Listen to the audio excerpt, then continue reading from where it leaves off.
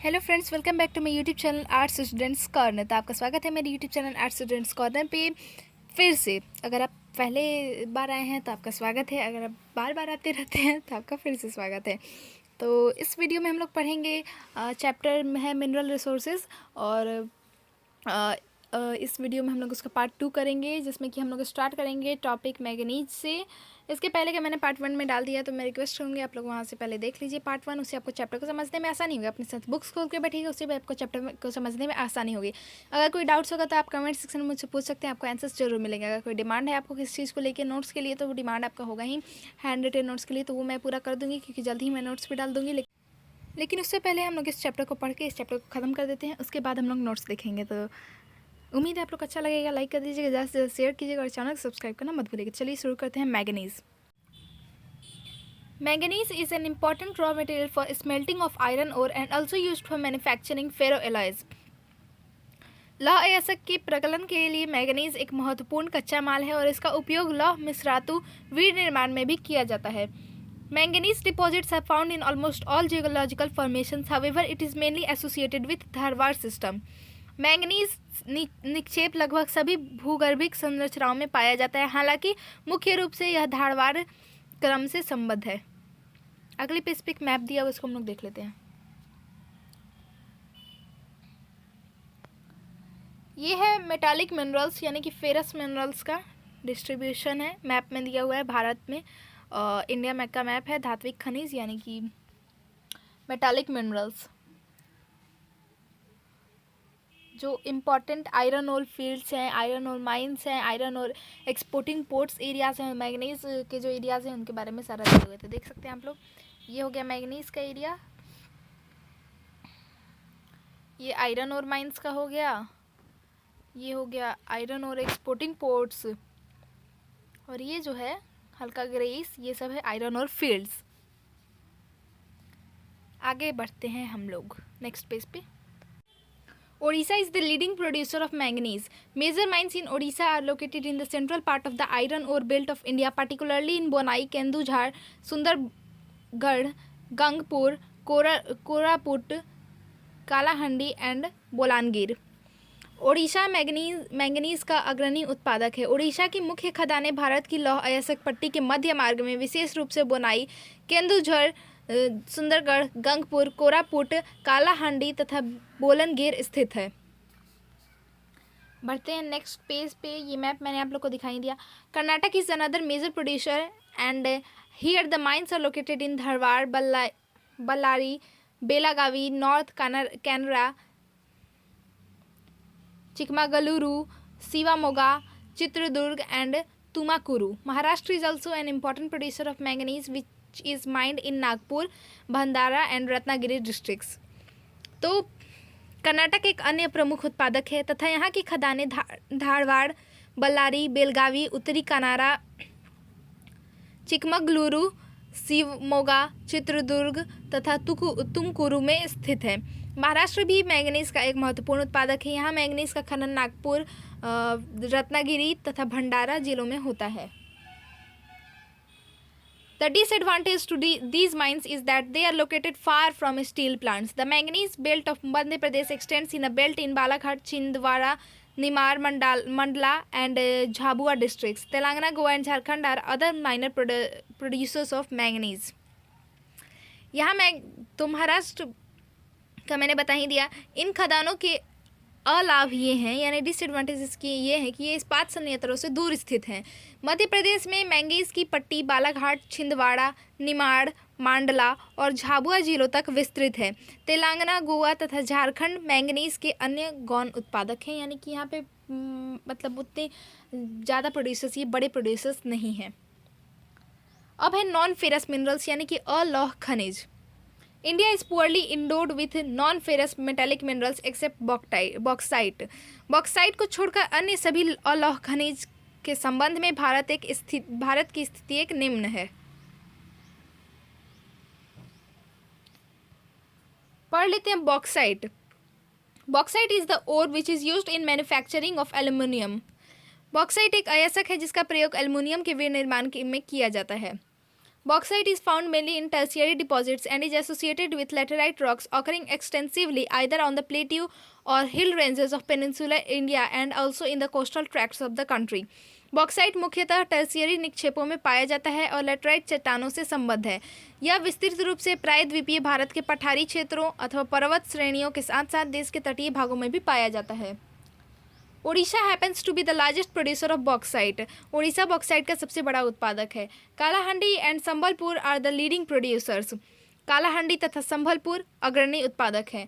The other two areas which have been increasing their production are Bolangir and Koraput. The patlands of Lohardaga and in Jharkhand have rich deposits. दो अन्य क्षेत्र जो अपने उत्पादन को बढ़ा रहे हैं वो बोलनगिर तथा कोरापुट हैं। झारखंड में लोहारडागा जिले के पेटलैंड्स में इसके समृद्ध निक्षेप हैं। पेटलैंड्स में इसके समृद्ध निक्षेप हैं। Gujarat, Chhattisgarh, Madhya Pradesh and Maharashtra are other major producers. Bhavnagar and Jamnagar in Gujarat have the major deposits. Gujarat, Chhattisgarh, Madhya Pradesh एवं महाराष्ट्र अन्य प्रमुख उत्पादक राज्य हैं। गुजरात के भावनगर और जामनगर में इसके प्रमुख निक्षेप हैं। Chhattisgarh has bauxite deposits in Amarkantak Plateau, while Katni, Jabalpur area and Balaghat in MP have important deposits of bauxite. Kolaba, Ratnagiri, Satara, Pune and Kolhapur in Maharashtra are important producers. Tamil Nadu, Karnataka and Goa are minor producers of bauxite. Maharashtra में छत्तीसगढ़ में bauxite निक्षेप Amarkantak के पठार में पाए जाते हैं, जबकि मध्य प्रदेश में कटनी, जबलपुर तथा बालाघाट में बॉक्साइट के महत्वपूर्ण निक्षेप हैं। महाराष्ट्र में कोलाबा, थाने, रत्नागिरी, सतारा, पुणे तथा कोल्हापुर महत्वपूर्ण उत्पादक हैं। कर्नाटक, तमिलनाडु तथा गोवा बॉक्साइट के गौण उत्पादक हैं। तो हम लोग पढ़ रहे हैं नॉन फेरस मिनरल्स, जिसमें कि हमने बॉक्साइट पढ़ लिया। अब हमारा नेक्स्ट मिनरल है कॉपर, जिसको कि अभी हम लोग पढ़ेंगे, समझेंगे कि इसमें दिया क्या हुआ है। तो चलिए पढ़ लेते हैं अब कॉपर को। उम्मीद है आप लोग को बॉक्साइट तक अच्छे से समझ आ गया होगा। अगर कोई डाउट्स होगा तो आप कमेंट सेक्शन में मुझसे पूछ सकते हैं, आपको आंसर्स जरूर मिल जाएंगे। तो कॉपर, बॉक्साइट कहने वाले थे कॉपर। स्टार्ट करते हैं। Copper is an indispensable metal in the electrical industry for making wires, electric motors, transformers and generators.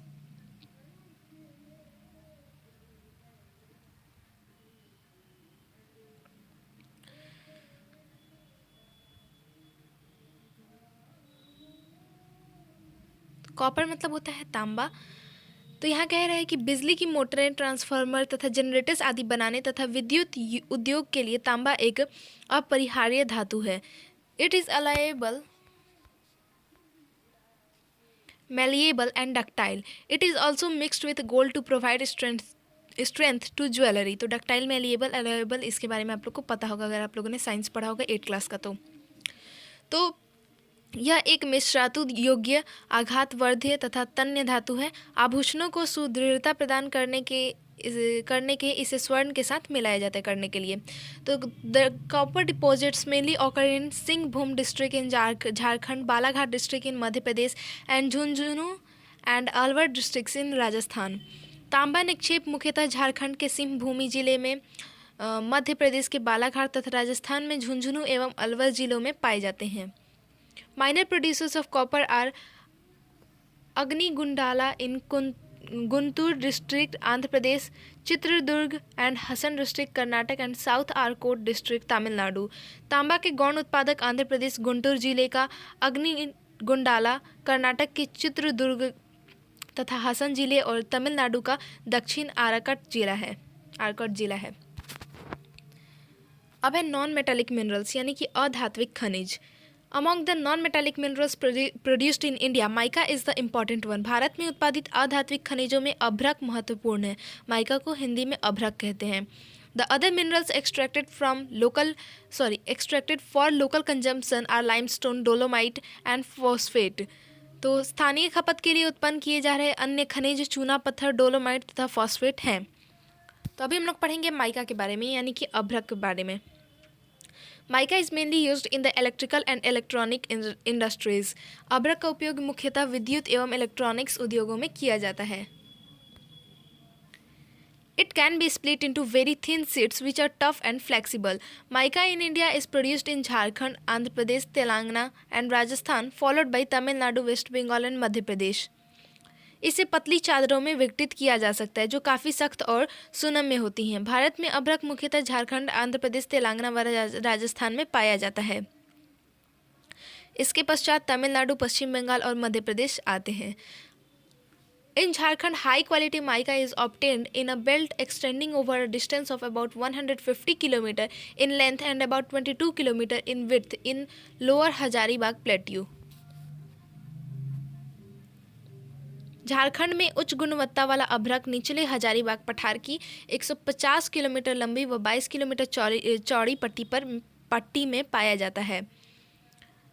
In Andhra Pradesh, Nellore district produces the best quality mica. In Rajasthan, mica belt extends for about 320 kilometers from Jaipur to Bhilwara and around Udaipur.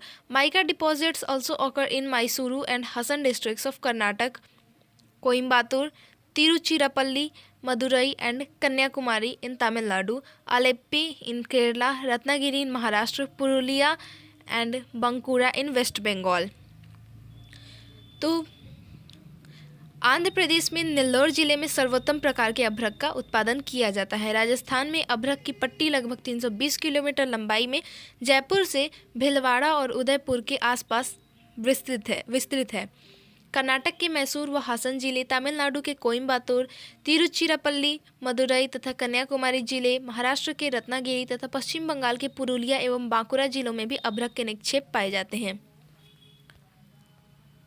Energy resources यानी कि ऊर्जा संसाधन। Mineral fuels are essential for generation of power required by agriculture, industry, transport and other sectors of the economy. ऊर्जा उत्पादन के लिए खनिज ईंधन अनिवार्य है। ऊर्जा की आवश्यकता कृषि, उद्योग, परिवहन तथा अर्थव्यवस्था के अन्य खंडों में होती है। Mineral fuels like coal, petroleum and natural gas known as fossil fuels, nuclear energy minerals are the conventional sources of energy. These conventional sources are exhaustible resources. कोयला, पेट्रोलियम तथा प्राकृतिक गैस जैसे खनिज ईंधन जो जीवाश्म ईंधन के रूप में जाने जाते हैं। परमाणु ऊर्जा के परंपरागत स्रोत हैं। ये परंपरागत स्रोत समाप्य संसाधन यानी कि खत्म भी हो जाते हैं। अगले पेज पे एक मैप दिया गया है, वो है इंडिया मिनरल्स का मैप दिया गया है। डिस्ट्रीब्यूशन का मतलब जगहों के बारे में दिया गया है उसके अकॉर्डिंग। तो भारत में धात्विक खनिज और लौह धातुओं के बारे में दिया हुआ है। नॉन फेरस का हमने पिछले पेज में पढ़ लिया था, तो ये आप लोग देख लीजिएगा। इसमें हजारीबाग, बिलासपुर, माइकाला हिल, बालाघाट सब दिया हुआ है। इससे क्वेश्चंस आते हैं मैप वर्क में। अब हम लोग पढ़ेंगे कोल के बारे में यानी कि कोयला। तो इसको भी फटाफट से पढ़ लेते हैं। उम्मीद है आप लोग को समझ आ रहा होगा। एक लाइक कर दीजिएगा। Coal is one of the important minerals which is mainly used in the generation of thermal power and smelting of iron ore. कोयला महत्वपूर्ण खनिजों में से एक है जिसका मुख्य प्रयोग ताप विद्युत उत्पादन तथा लौह अयस्क के प्रगलन के लिए किया जाता है। Coal occurs in rock sequences mainly of two geological ages, namely Gondwana and Tertiary deposits. कोयला मुख्य रूप से दो भूगर्भिक कालों की शैल क्रमों में पाया जाता है जिनका नाम है गोंडवाना और tertiary निक्षेप। About 80% of the coal deposits in India is of bituminous type and is of non-coking grade. Bharat में कोयला निक्षेपों का लगभग 80% भाग बिट्यूमिनियस प्रकार का है तथा गैर कोककारी श्रेणी का है। The most important Gondwana coal fields of India are located in Damodar valley. तो भारत में सर्वाधिक महत्वपूर्ण गोंडवाना कोयला क्षेत्र दामोदर घाटी में स्थित है। They lie in Jharkhand, Bengal coal belt and the important coal fields in this region are Raniganj, Jharia, Bokaro, गिरिधि, करनपुरा। ये झारखंड बंगाल कोयला पट्टी में स्थित है और इस प्रदेश के महत्वपूर्ण कोयला क्षेत्र रानीगंज, झरिया, बोकारो, गिरिडीह तथा करनपुरा यानी झारखंड है। झारखंड में ये सब है। Jharia is the largest coal field followed by Raniganj. Jharia सबसे बड़ा कोयला क्षेत्र है जिसके बाद रानीगंज आता है। The other river valleys associated with coal are Godavari, Mahanadi and Son. कोयले से संबद्ध अन्य नदी घाटियाँ गोदावरी, महानदी तथा सोन है। The most important coal mining centres are Singrauli in Madhya Pradesh, part of Singrauli coal fields lies in Uttar Pradesh, Korba in Chhattisgarh, Talcher and Rampur in Orissa, Chanda Wardha, Kamptee and Bander in Maharashtra and Singareni in Telangana and Pandur in Andhra Pradesh. सर्वाधिक महत्वपूर्ण कोयला खनन केंद्र मध्य प्रदेश में सिंगरौली, और सिंगरौली कोयला क्षेत्र का कुछ भाग उत्तर प्रदेश में भी आता है। छत्तीसगढ़ में कोरबा, उड़ीसा में तलचर तथा रामपुर, महाराष्ट्र में चांदवर्धा, काम्प्टी और बांदेर, तेलंगाना में सिंगरेनी व आंध्र प्रदेश में पांडुर है। बढ़ते हैं हम अपने नेक्स्ट पेज पे। वहाँ पे भी एक मैप दिया गया है कन्वेंशनल एनर्जी रिसोर्सेज का, ये भी आप लोग अच्छे से देख लीजिएगा, क्वेश्चंस आते हैं मैप में से।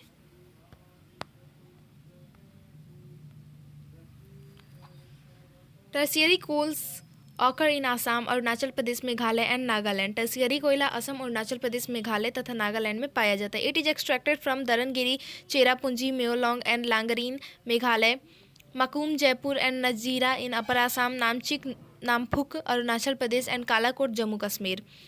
तो यह धरानगिरी, चेरापूंजी, मेओलांग तथा लैंगरीन जो कि मेघालय में है, माकुम, जयपुर तथा ऊपरी असम में, नजीरा, नामचिक, नामफू अरुणाचल प्रदेश में तथा कालाकोट, जम्मू कश्मीर में निष्कर्षित किया जाता है। Besides the brown coal and lignite occur in the coastal areas of Tamil Nadu, Puducherry, Gujarat and Jammu and Kashmir.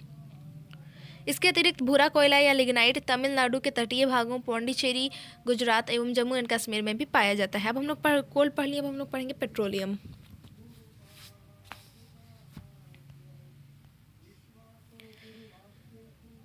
Crude petroleum consists of hydrocarbons of liquid and gaseous states varying in chemical composition, color and specific gravity. कच्चा petroleum द्रव और गैसीय अवस्था में hydrocarbon से युक्त होता है तथा इसकी रासायनिक संरचना, रंगों और विशिष्ट घनत्व में भिन्नता पाई जाती है।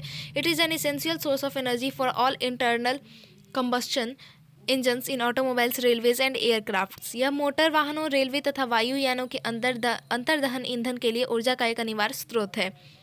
Its numerous byproducts are processed in petrochemical industries such as fertilizers, synthetic rubber, synthetic fiber, medicines, Vaseline, lubricants, wax, soap and cosmetics. इसके अनेक सह उत्पादक पेट्रो रसायन उद्योगों जैसे कि उर्वरक, कृत्रिम रबर, कृत्रिम रेसे, दवाइयाँ, वैसलीन, स्नेहकों, मोम, साबुन तथा अन्य सौंदर्य सामग्री में प्रक्रमित किए जाते हैं। डू यू नो, क्या आप जानते हैं, petroleum is referred to as a liquid gold because of its scarcity and diversified uses. अपनी दुर्लभता और विविध उपयोगों के लिए पेट्रोलियम को तरल सोना कहा जाता है।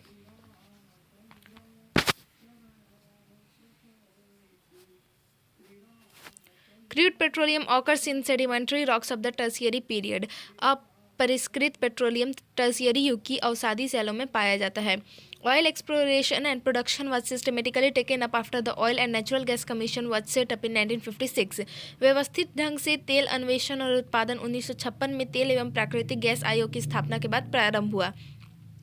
Till then, Digboi in Assam was the only oil-producing region, but the scenario changed after 1956. तब तक असम में डिगबोई एकमात्र तेल उत्पादक क्षेत्र था, लेकिन 1956 के बाद परिदृश्य बदल गया। In recent years, new oil deposits have been found at the extreme western and eastern parts of the country. In Assam, Digboi, Naharkatia and Moran are important oil producing areas. हाल ही के वर्षों में देश के दूरतम पश्चिमी एवं पूर्वी तटों पर नए तेल निक्षेप पाए गए हैं। असम में डिगबोई, नाहरकटिया तथा मोरान महत्वपूर्ण तेल उत्पादक क्षेत्र हैं। The major oil fields of Gujarat are Ankleshwar, Kalol, Mehsana, Nawagam, Kosamba and Lunez. Mumbai High, which lies 160 km off Mumbai, was discovered in 1973 and production commenced in 1976. Oil and natural gas have been found in exploratory wells in Krishna, Godavari and Kaveri basin on the east coast.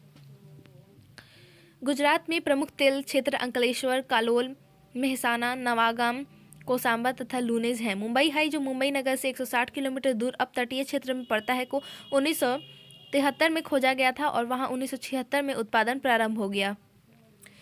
तेल एवं प्राकृतिक gas को पूर्वी तट पर कृष्णा, गोदावरी तथा कावेरी की बेसिनों के अन्वेषणात्मक कूपों में पाया जाता है। Oil extracted from the wells is crude oil and contains many impurities. It cannot be used directly. It needs to be refined. There are two types of refineries in India, a field-based and market-based. Digboi is an example of field-based and Barauni is an example of market-based refinery. Cooper से निकाला गया तेल अपरिष्कृत होता है तथा अनेक अशुद्धियों से परिपूर्ण होता है। इसे सीधे प्रयोग में नहीं लाया जा सकता, इसे शोधित किए जाने की आवश्यकता होती है। भारत में 2 प्रकार के तेल शोधन कारखाने हैं। पहला क्षेत्र आधारित, दूसरा बाजार आधारित। डिगबोई तेल शोधन कारखाना क्षेत्र आधारित है तथा बरौनी बाजार आधारित तेल शोधन कारखाना की उदाहरण हैं। अब हम लोग पढ़ेंगे नेचुरल गैस यानी कि प्राकृतिक gas. The gas authority of India limited was set up in 1984 as a public sector undertaking to transport and market natural gas. Gas authority of India limited यानी गेल की स्थापना 1984 में सार्वजनिक क्षेत्र के उद्यम के रूप में प्राकृतिक गैस के परिवहन एवं विपणन के लिए की गई थी। It is obtained along with oil in all the oil fields, but exclusive reserves have been located along the eastern coast as well as Tamil Nadu, Orissa and Andhra Pradesh, Tripura, Rajasthan and offshore wells in Gujarat and Maharashtra. Gas को सभी तेल क्षेत्रों में तेल के साथ प्राप्त किया जाता है, किंतु इसके प्राकनिष्ठ भंडार यानी कि एक्सक्लूसिव रिजर्व साथ तमिलनाडु के पूर्वी तट, ओडिशा, आंध्र प्रदेश, त्रिपुरा, राजस्थान तथा गुजरात एवं महाराष्ट्र के अपतटीय कुओं में पाए गए हैं। अब है नॉन कन्वेंशनल एनर्जी रिसोर्सेज, जिसको कि हम लोग पढ़ेंगे नेक्स्ट वीडियो में। इस वीडियो में यहीं तक पढ़ेंगे हम लोग, नेचुरल गैस तक पढ़ लिए हम लोग। तो नेक्स्ट वीडियो में हम लोग स्टार्ट करेंगे नॉन कन्वेंशनल एनर्जी रिसोर्सेज और इस चैप्टर को खत्म कर देंगे। तब तक के लिए स्टे ट्यून्ड। जब तक वीडियो नहीं आता है एनसीईआरटी सॉल्यूशंस बहुत जल्दी आ जाएगा, नोट्स भी बहुत जल्दी आ जाएगा। अगर कोई डाउट होगा तो आप कमेंट सेक्शन में मुझसे पूछ सकते हैं, आपको आंसर्स जरूर मिल जाएंगे। सो लाइक कर दीजिएगा, ज़्यादा से ज़्यादा शेयर कीजिएगा। अच्छा नहीं होगा तो लगा होगा तो डिसलाइक भी कर दीजिएगा और चैनल को सब्सक्राइब करना मत भूलिएगा। Thank you for watching the video.